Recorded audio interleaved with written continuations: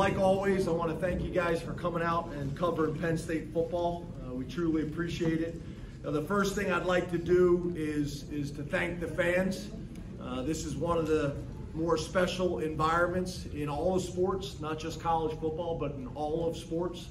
And they had a huge impact tonight. You're talking about an offense that wants to run the ball and RPO, and for them to get off schedule because they had 5 false start penalties, which I'm going to give credit to our fans for that. We're going to need that again next Saturday. So don't allow anybody to get our tickets. Let's dominate that stadium next week again with our fans, make it a real challenging environment. But I want to take a minute to thank our fans for the impact that they had in the game. You know, overall, I thought we played complementary football. Offense, defense, and special teams all played well. We made the kicks that we needed to make. When we talked about extra points and field goals, we were able to kick them deep and not allow their kickoff return to be a factor in the game. And then when you talk about, you know, defensively and offensively, I think the biggest thing that stood out to me in this game was third down. We were able to get off the field on defense on third down, and we were able to stay on the field. You're talking about a team that, for the most part, led the country, I think, in third down percentage. Minnesota was leading the country in third down conversion at 66%, their offense, and we held them to 15.4% tonight, 2 of 13 on third down. And then Minnesota's defense was #1 in the country in third down D at 21%, and tonight we were at 45%. So that was to me the story of the game. You know, obviously we started out a little slow on offense, and besides the big play that our defense gave up right before the half down the sideline, we played really well. You know, we played really well. So, you know, kind of the stats that we talk about all the time, we essentially tied the field position battle at 29 and 30. Turnover battle was also a tie. The penalty battle we won. And then the explosive play battle, we were 22% on offense, and their offense was at 14%. So we won that battle. So overall, we played well. Again, appreciate the support that we got, and I open up the questions.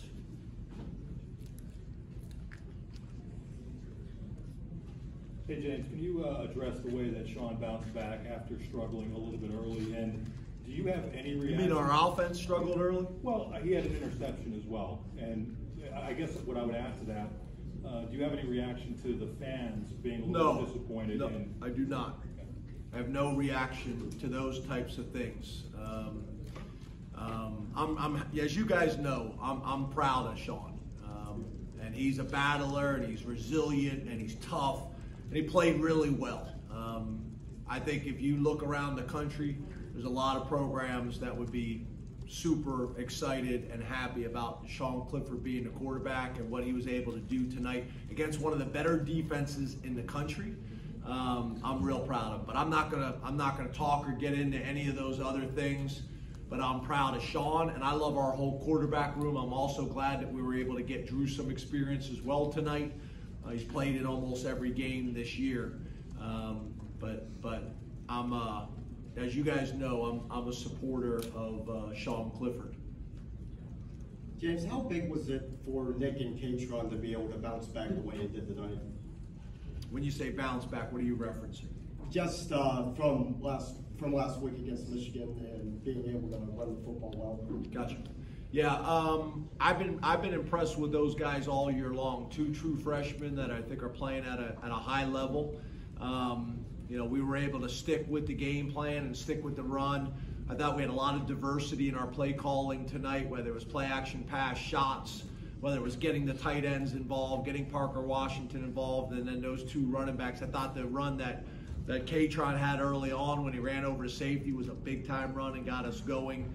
And then obviously Nick was able to break one there at the end. So, you know, we just got to keep chipping away at it.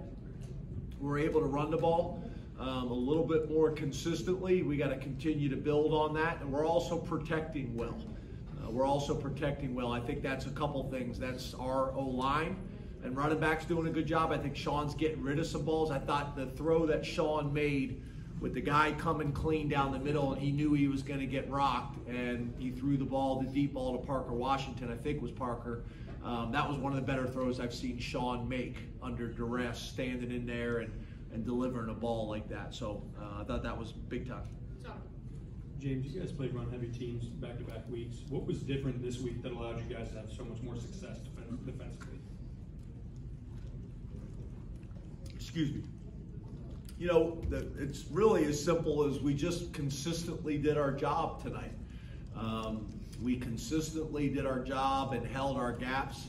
You know, whether you're a two-gap team or a one-gap team, you know, how we're kind of built defensively is everybody's responsible for a gap. And you got to own your gap, and you can't peek and try to fall into somebody else's gap. And then against good teams, the ball finds the open gap.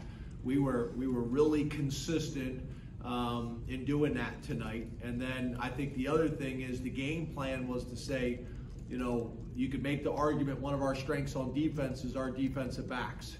So let's leave those guys on an island. Let's load the box up, and let's, you know, have the numbers in the run game, and then hopefully, you know, make it contested catches in the pass game, you know, with man-to-man coverage. They got us on a few pick plays and things like that, but for the most part, I thought we played really well-rounded defense. You know, they got a score there at the end with most of our backups in.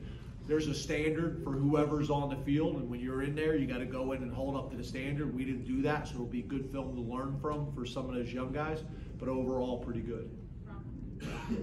Obviously, they scored right before the half, so how big was it to get those that third down stop and then have Dom DeLuca get a piece of that punt right at the beginning of the second half? Yeah, when you talk about the middle eight, you know, that is a really strong tendency in football. You know, when you talk about from an analytics perspective, the impact on winning. So, you know, they deferred, and we're going to get the ball in the second half. They had to score right before the half with the big third down play.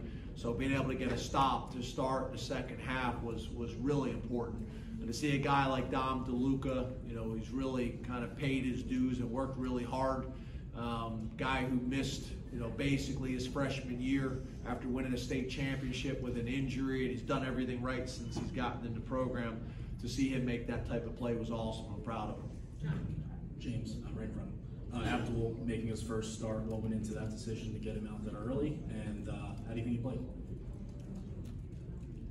Yeah, you know, it was more about we've been playing some, you know, what we call our big base, you know, with three linebackers on the field. Curtis has played to the field, so it allows us to move him out there. Curtis had 14 tackles tonight, which I didn't even realize that until Chris gave me the stats, which obviously is super productive. But that's what it was. We knew we were playing a running team. You know, we wanted to have three true linebackers and really three box linebackers on the field, you know, to make it difficult. We have a ton of respect for that running back, and you know, that was kind of the game plan. There's not too many teams in the country that are playing with three true linebackers on the field, but based on this game plan and this team that we were playing, it made a ton of sense. James, how much does a performance like this tonight, a big win, 100 recruits, whiteout, TV, how much does all of that help from a program standpoint with building, not only for tonight, but for the future? Yeah, you know, I think first of all, we're 1-0. We're happy to be 1-0. It was a good win. It was a great environment. There's a ton of recruits there that are going to have a huge impact, you know, on our future. If you look at our roster and you talk to players, which I know you guys have, how many of them have been at a whiteout and said, you know, I want to play in that type of environment. So, yeah, it helps from a bunch of different perspectives. I haven't looked around and saw what happened this weekend, you know, when it comes to college football and other scores and things like that. But this was a good win for us against a good opponent at home. And obviously with a crowd and people in the crowd that are going to have a significant impact on our future. So for a lot of different reasons, it was important. Yeah. James, I know you want to enjoy this, but you did mention Ohio State. With their early game today, did you get much of a chance to watch them, and can you offer a little preliminary prognosis of them? No, I mean, I haven't got on. Our analysts have gotten a head start on them, but no, I mean, literally the game ended like, what, 12 minutes ago. I haven't broken down Ohio State yet. They're obviously a really good, 31 minutes? What has it been? I'm not sure. But no, we all know that they're a good football team, and we're going to have to be ready to play. But I'd like to enjoy this for a few minutes, and then I'll get in early Sunday morning, and we'll get started on these guys. Coach, given what we know about Sean's injury, we obviously didn't know if he would start. When did you know he would start this game, and how impressed were you with the way he played, given his injury status? Again, obviously we don't know much. Yeah, I had a pretty good feeling like he would. He practiced on Tuesday, did the full practice, but was pretty sore afterwards. Our doctors and trainers did a great job. Sean did a great job. Once Sean knew, there was nothing structurally wrong and it was just a pain management deal, then he felt good about it and we felt good about it, and he still had his strength and his velocity. So we felt pretty confident, and so did the trainers and doctors, that he'd be able to go. But there's also the positive in there is, we had a day where those other quarterbacks got all the reps, which there's value in that too. Two more, we'll go Daniel and then John. James, back here. Earlier this week, Theo Johnson said that he thought that he could add more value to the offense in the passing game. We saw him tonight with touchdown catch, 5 catches. What did you make of his performance? And for the tight end group as a whole, we really saw them involved today. What kind of emphasis was on that this week? Yeah, he played really well.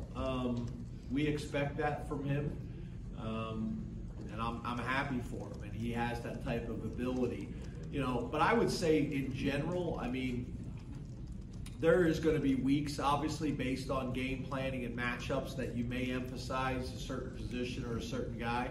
But really, a lot of times, it just depends on how the defense plays out and where the ball goes.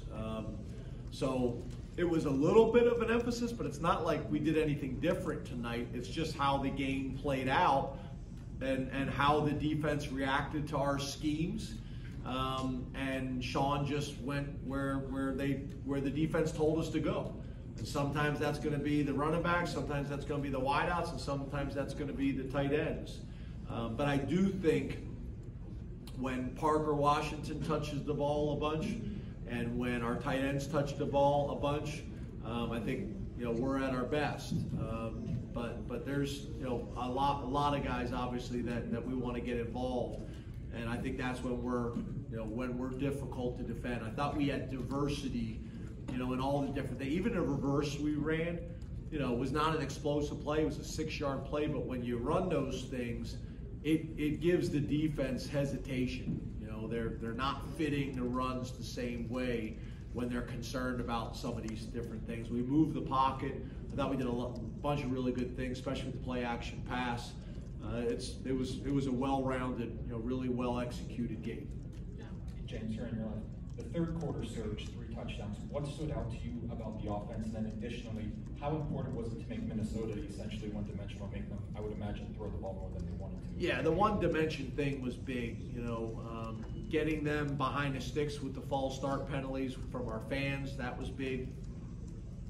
Being able to try to get up by a margin where they had to throw the ball a little bit more than they wanted to. That's not really kind of how they're built or wired. So that factored into it.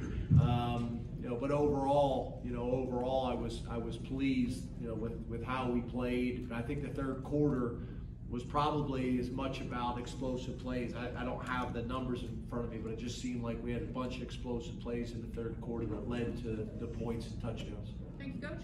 Thanks, guys. Appreciate you. Thank you.